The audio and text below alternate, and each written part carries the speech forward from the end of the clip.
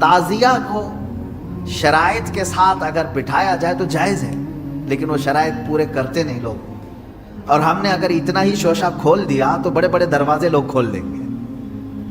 بات صرف اتنی تھی تعزیہ کی، امام حسین کا جو روزہ ہے اس روزے کی شکل کی کوئی چیز بنا کر کے آپ نے رکھ دیا، تو کسی بھی بزرگ کے روزے کی شکل بنا کر کے رکھنا مستحسن ہے، کوئی حرام کام نہیں ہے، ناجائز نہیں ہے۔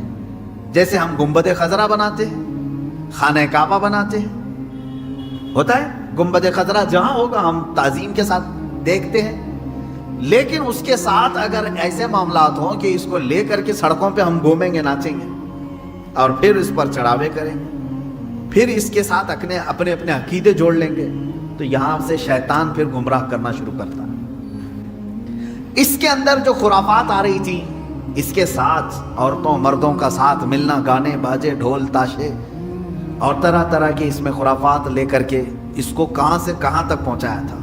شروع کس لیے ہوا ہوگا معلوم نہیں، پہنچا کس کام کے لیے بہت دور چلا۔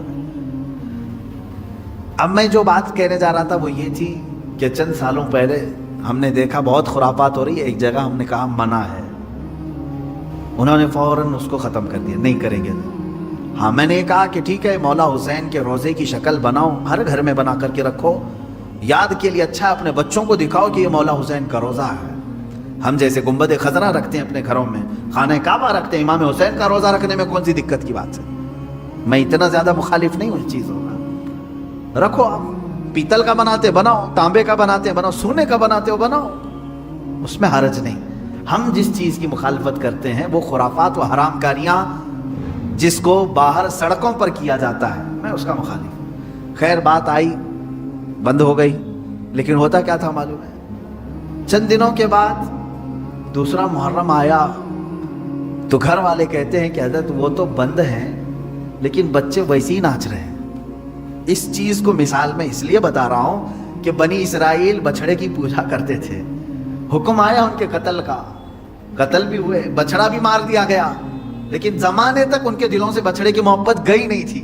وہی ذکر آج کی آیت میں نے پڑھا ہے، اللہ فرماتا ہے ثم اتخذوا العجل من بعد ما جاءتهم البینات، پھر یہ بچڑے کو ایسا لے کر کے بیٹھے رہے جبکہ ان کے سامنے کھلی ہوئی نشانیاں تھیں۔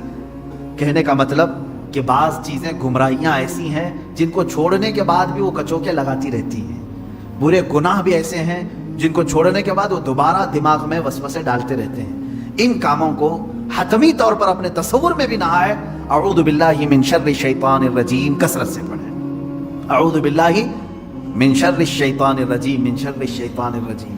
اے اللہ میں پناہ مانگتا ہوں تیری مردود شیطان کی ان شرارتوں سے جو میرے دماغ میں ڈال رہا ہے۔